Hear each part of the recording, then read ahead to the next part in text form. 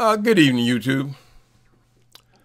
Well, I thought I'd come on here for a few minutes. I want to discuss this thing that I've been seeing a lot in social media about these pastors jumping on their wives, and it's not just pastors who do it, but black people in general. We got a real problem with violence, domestic violence. Now, some of y'all already pissed off and already started typing. Just type all you want. It is the truth. Well, first of all, I'm from that kind of background, so I know a little bit about what I'm talking about. So a lot of these videos I've been seeing with this week is pastors, but violence is rampant in our communities.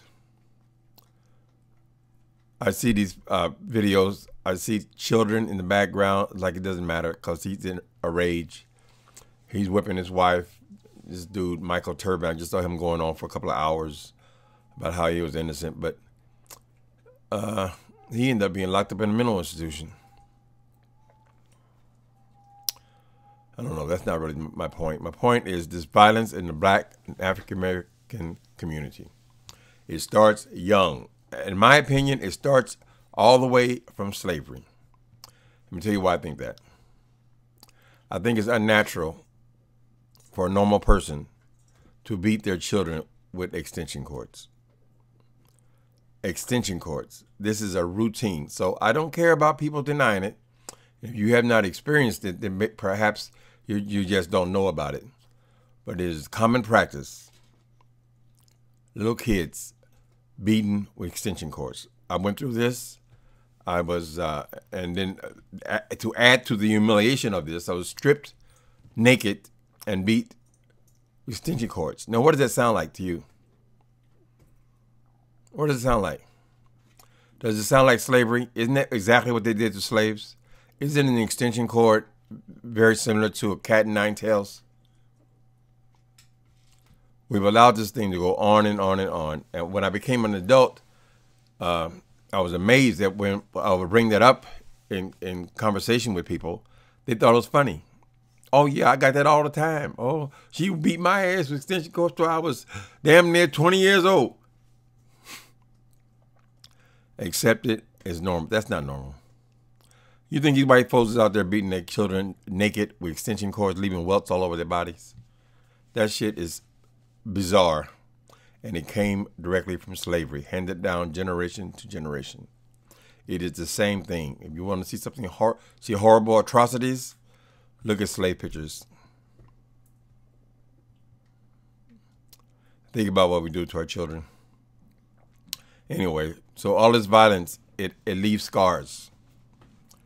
My situation, I don't consider myself a violent person, but I knew when I started having relationships, I only had two and a half really, but the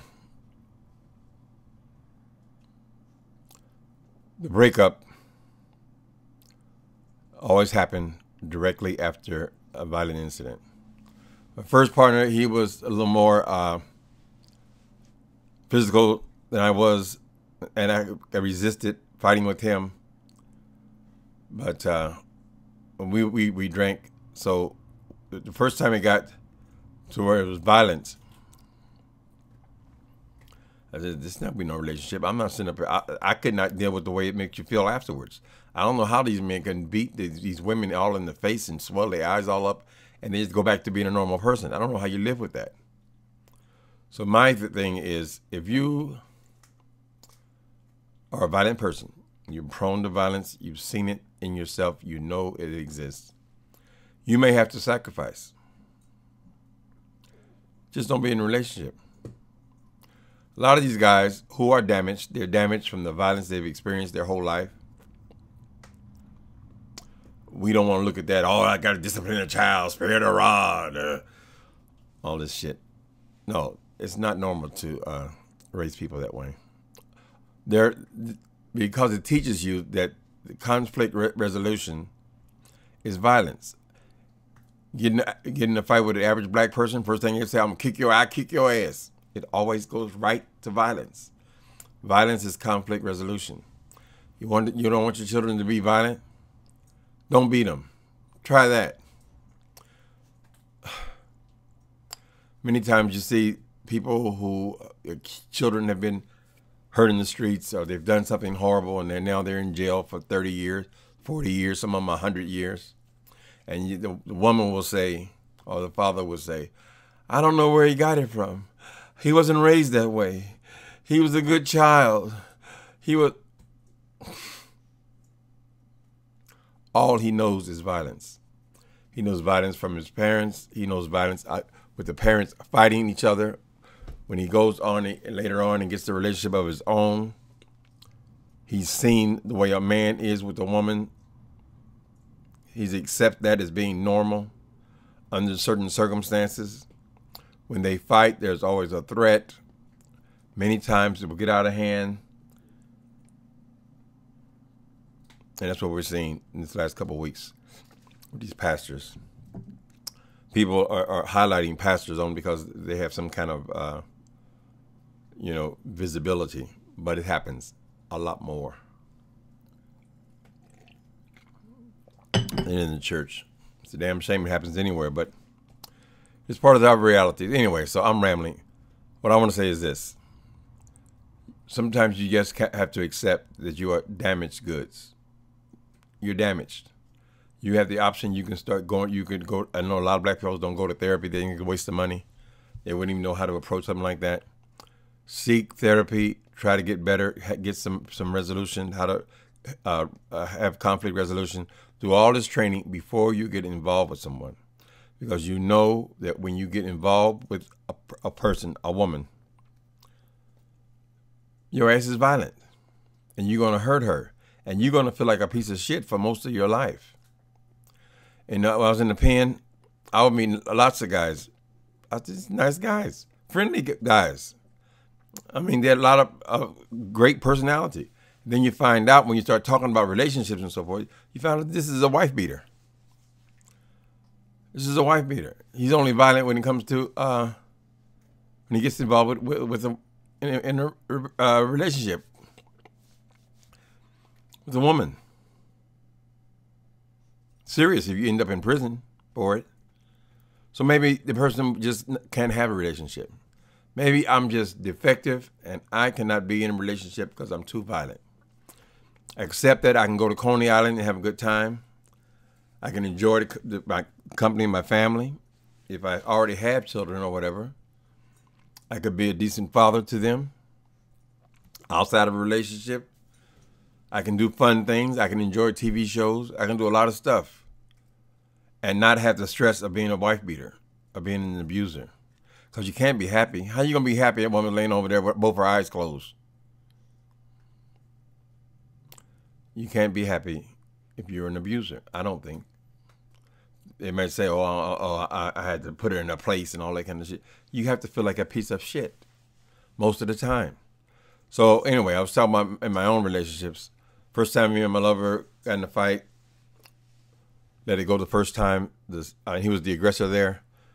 Second time, I was gone. I'm not going through that shit. I'm not going to feel that way.